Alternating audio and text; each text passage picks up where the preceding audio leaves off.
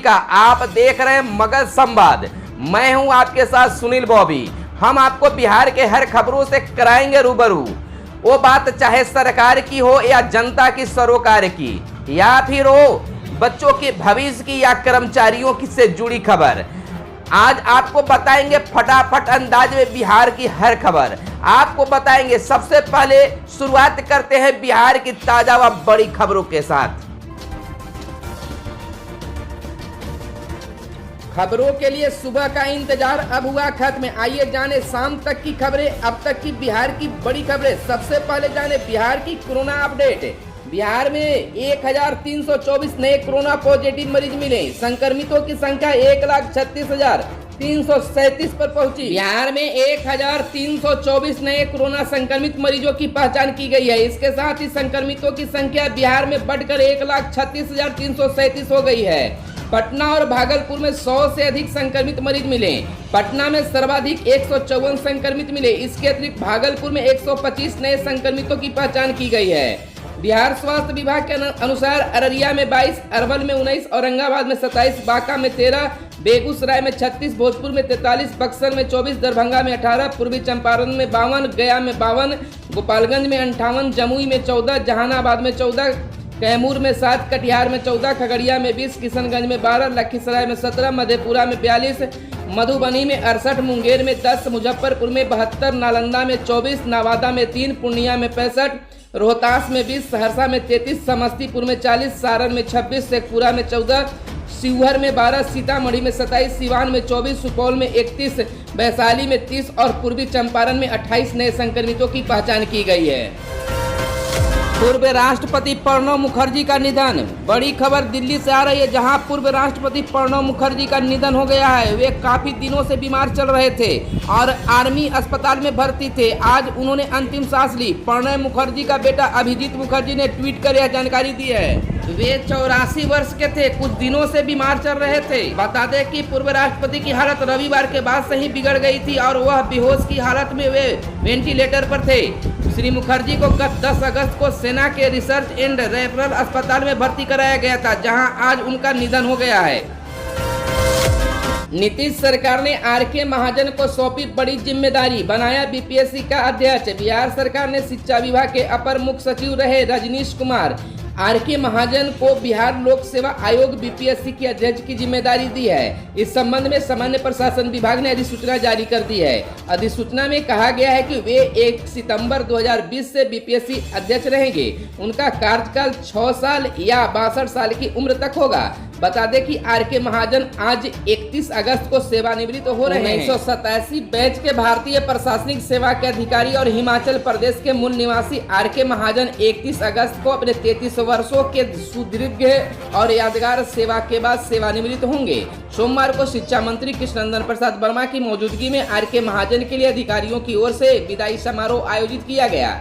विभिन्न निदेशालयों के अधिकारी अलग अलग उन्हें अगली पारी के लिए शुभकामनाएं दी। विभाग के प्रवक्ता अमित कुमार ने बताया कि कोरोना संकट की वजह से सोशल डिस्टेंसिंग का पालन करते हुए अलग अलग समूहों में विदाई समारोह का आयोजन किया गया। बहरहाल आर.के. महाजन के बाद शिक्षा विभाग का जिम्मा किसको, इसको लेकर शनिवार से ही चर्चाओं का बाजार गर्म है। संभावना है कि किसी प्रधान सचिव स्तर के अफसर हो या यह दायित्व सरकार द्वारा सौंपी जा सकती है।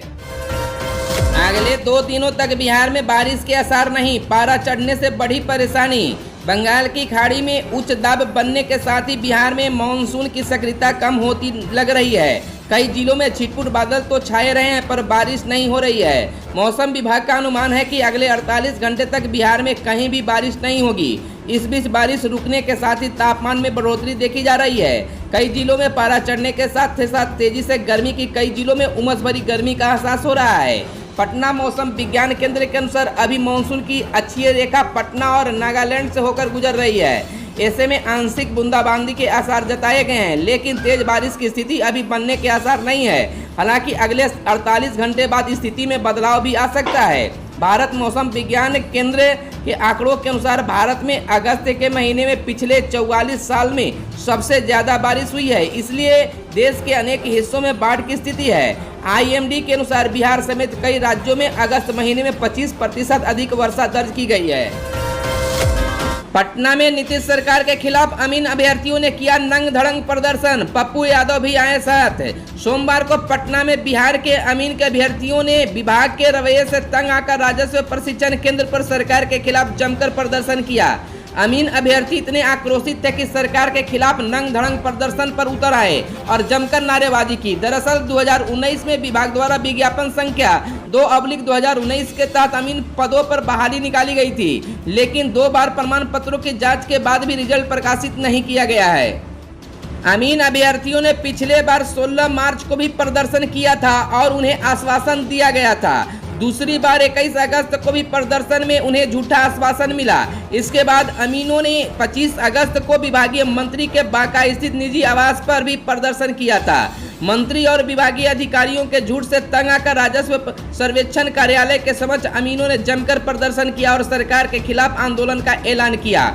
अमीन त्रिभुवन ने यह बताया कि हम सभी सफल अभ्यर्थी अमीन के हैं, भरोसा है सरकार से उठ रहा है। अब 2019 में बहाली निकाली गई थी और अभी तक बहाली को पूरा नहीं किया गया है। मंत्री जी और उनके अधिकारी सिर्फ झूठा आश्वासन ही देते हैं। लॉकडाउन में बिहार लौटे प्रवासी मजदूरों को मिलेगा काम, नीतीश सरकार 38 जिलों में खोलेगी 189 छोटे उद्योग। नए पूंजी निवेश को बिहार में आकर्षित करने के लिए औद्योगिक निवेश प्रोत्साहन नीति में कई प्रमुख बदलाव किए गए हैं। इसके लिए सरकार ने सभी जिलों में 50-50 लाख रुपए दिए थे। इसके बाद प्रदेश के हर जिले में छोटे उद्योग खोले जाने का सिलसिला शुरू हो गया है। इन्हें जिला औद्योगिक नवप्रवर्तन योजना के तहत खोला जा रहा है और सभी 38 जिलों में अभी तक 189 छोटे उद्योग चिन्हित हो चुके हैं। उद्योग विभाग ने दावा किया है कि बेगूसराय और कैमूर में 4 जगहों पर काम भी शुरू हो गया है। बता दें कि कोरोना काल में बिहार लौटने वाले लाखों प्रवासी श्रमिकों के लिए राज्य सरकार ने कई योजनाएं शुरू की थी। उद्योग विभाग से मिली जानकारी के अनुसार सभी छोटे उद्योगों में प्रवासी श्रमिकों का समूह बनाकर उन्हें रोजगार दिया जा रहा है। प्रत्येक समूह पर 10 लाख रुपए खर्च किए जाने हैं। सरकार ने इसी कड़ी में जिला औद्योगिक नवप्रवर्तन योजना शुरू की थी। इसके तहत हर जिले में जिला पदाधिकारी को सूक्ष्म इकाइयां स्थापित करने को 50 लाख की नवप्रवर्तन निधि दी गई है। इस धनराशि से हर जिले में स्थानीय विशेषताओं और श्रमिकों की जरूरत और कुशलताओं को ध्यान में रखते हुए 189 सूक्ष्म यानी छोटे उद्योग खोले गए हैं।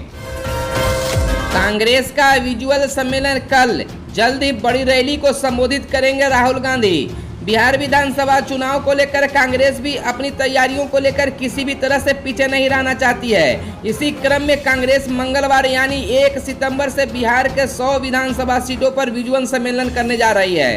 पहले चरण में 1 सितंबर से 21 सितंबर तक 43 विधानसभा सीटों पर यह सम्मेलन होगा।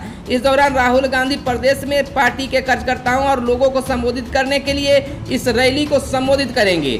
जिन सीटों पर पहले चरण में सम्मेलन हो रहा है उनमें उत्तर बिहार की 43 विधानसभा सीटें शामिल हैं। इसे लेकर कांग्रेस के प्रदेश कार्यालय में विजुअल मंच भी तैयार किया गया है।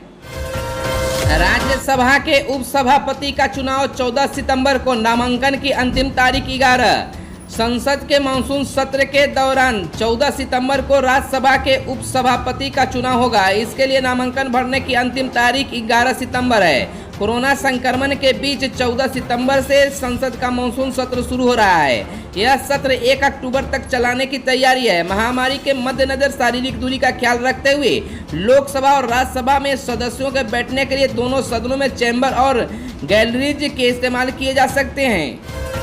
राजनीति और राज्यसभा दोनों बचाएंगे सरहद, लालू से बेदीन होकर नीतीश के पास आएंगे।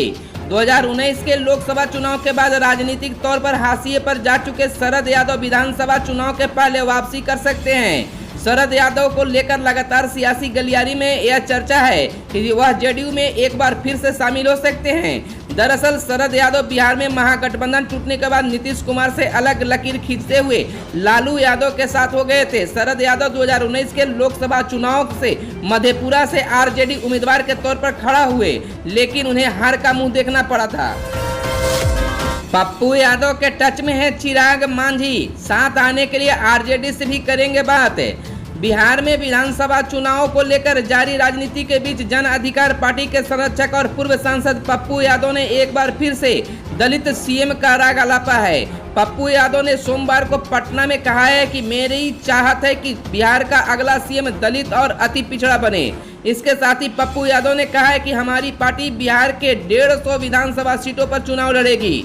पप्पू यादव ने एक साथ जीतन मांझी समेत तेजस्वी यादव पर भी डोरे डाले। उन्होंने कहा कि हमारी पार्टी बिहार में गठबंधन के लिए आरजेडी से बात करेगी। इसके लिए संसदीय बोर्ड को अधिकृत किया गया है। पप्पू यादव ने कहा कि हम रोजाना मांझी, उपेंद्र कुशवाहा और मुकेश सहनी से बात कर रहे हैं। इसके अलावा मैं चिराग पासवान से भी रोज बात कर रहा हूँ। बिहार में 12 जिलों में ऑनलाइन होगी एसटीईटी परीक्षा। परीक्षार्थियों के लिए ये है गाइडलाइन। बिहार में माध्यमिक शिक्षक पात्रता परीक्षा एसटीईटी 2019 की पुनर्परीक्षा ऑनलाइन आयोजित की जाएगी।